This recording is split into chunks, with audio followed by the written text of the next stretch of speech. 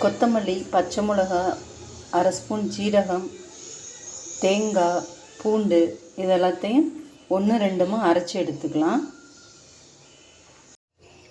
இதுதான் அரைச்ச பேஸ்ட்டு. இந்த மாதிரி அரைச்சி எடுத்துக்கோங்க, ரொம்ப நைஸாக இல்லாமல். நல்லெண்ணெய் ஊற்றிக்கலாம்.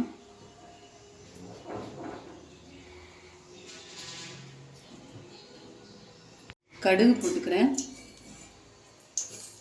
கொஞ்சம் உளுந்து, கொஞ்சம் கடலைப்பருப்பு, 2 வரமிளகா,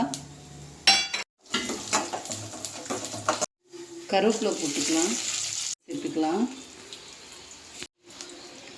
வறுத்து பொடி பண்ண வெந்தயப்பொடி, பெருங்காயத்தூள் சேர்த்துக்கலாம். அரைச்சி வச்ச பேஸ்ட்டில் கொஞ்சம் எடுத்துக்கணும், தேவையான அளவு. நல்லா இந்த மாதிரி வதக்கிக்கோங்க. மஞ்சத்தூள் சேர்த்துக்கலாம்.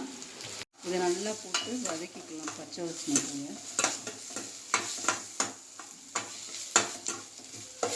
லெமன் ஜூஸில் கொஞ்சம் மஞ்சத்தூள் சேர்த்து கலந்துக்கலாம்.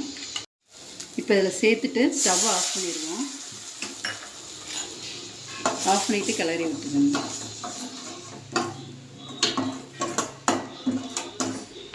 தேவையான அளவு உப்பு போட்டு கலந்துக்கலாம்.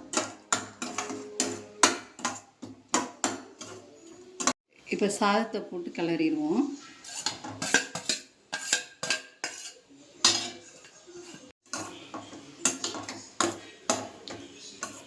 சாதம் கிளறியாச்சு. இப்போ பிளேட்டுக்கு மாற்றிடலாம்.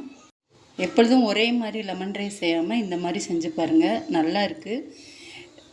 வீட்டில் ட்ரை பண்ணுங்கள், லைக் பண்ணுங்கள், சப்ஸ்கிரைப் பண்ணுங்கள்.